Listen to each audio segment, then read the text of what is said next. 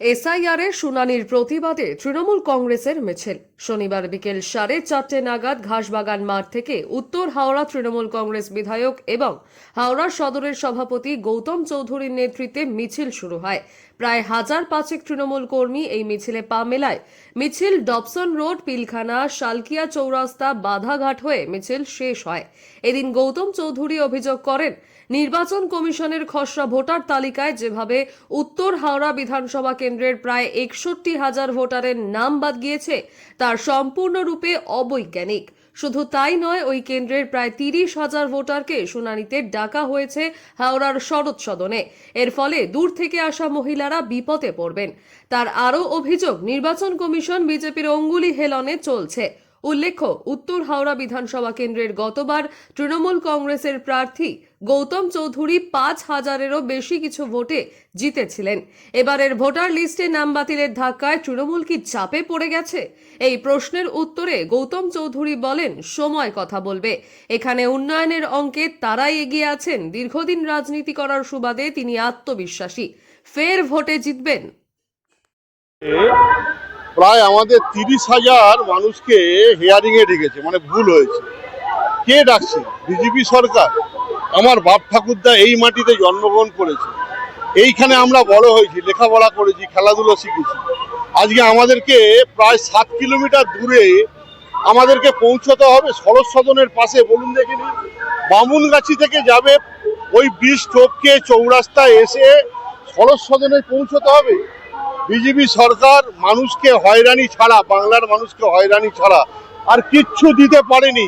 কিছুদিন আগে, কয়েক বছর আগে নোটবন্দির নাম করে রাস্তায় দাঁড় করিয়েছিল। আজকে সাধারণ মানুষ রাস্তায় দাঁড়িয়ে প্রতিবাদ করছে।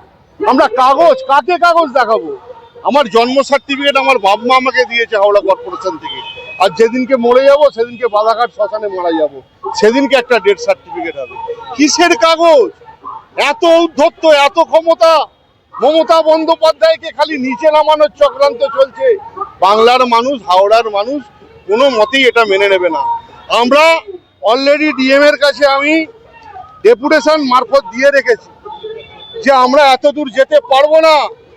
এত মানুষকে সাথে নিয়ে মানুষ আমাদের পাড়ায় পাড়ায়, অফিসে সর্বক্ষণ জিজ্ঞেস করছে যে আমরা কোথায় যাব, কি কাগজ দেখাবো, ঘরের মেয়েরা কোথায় যাবে। প্রায় 7 কিলোমিটার দূরে শরৎ সদনে যারা বাবুরডাঙ্গা ঘুষুরি থাকে তারা যাবে। আমরা অলরেডি ডিএম এর কাছে আমরা বিস্তারিতভাবে জানিয়েছি, এরপর সিদ্ধান্ত জানাবার হবে। বিজেপি বলছে যে 7,000 মানুষের নাম বাদ গেছে এখান থেকে,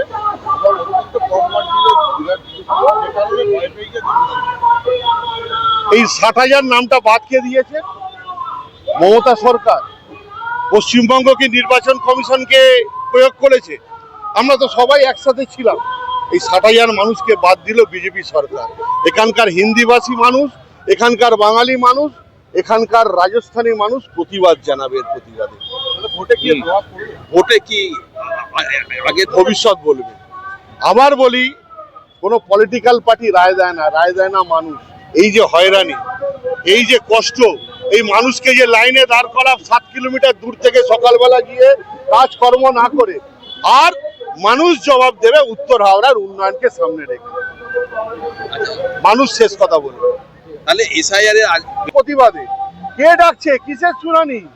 কার কথা আমাকে যেতে হবে? নরেন্দ্র মোদীর কথা আমাকে 7 কিলোমিটার দূরে গিয়ে লাইনে দাঁড়িয়ে থাকতে হবে সার্টিফিকেট নিয়ে?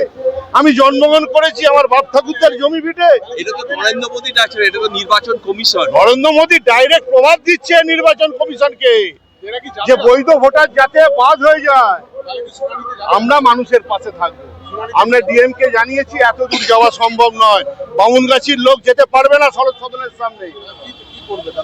আমরা সাথে থাকবো। শুনানিতে কি আজকে তার বিরুদ্ধে আজকে আমাদের মিছিল। শুনানিতে কি শুনানিতে আমরা আগে কথা বলবো।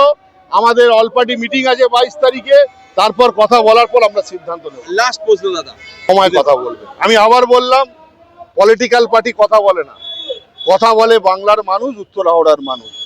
উত্তর হাওড়ার মানুষ উন্নয়নের পক্ষে থাকবে, মমতা বন্দ্যোপাধ্যায়ের পক্ষে থাকবে। এটা আমি গলা উঁচু করে বলে দিয়ে যাচ্ছি। দীর্ঘদিনের কনফিডেন্স, পলিটিক্যাল কনফিডেন্স। দীর্ঘদিন এই এলাকায় রাজনীতি করেছি, অনেক ছোট থেকে কনফিডেন্স বলছে মমতা বন্দ্যোপাধ্যায় ছাড়া উত্তর হাওড়া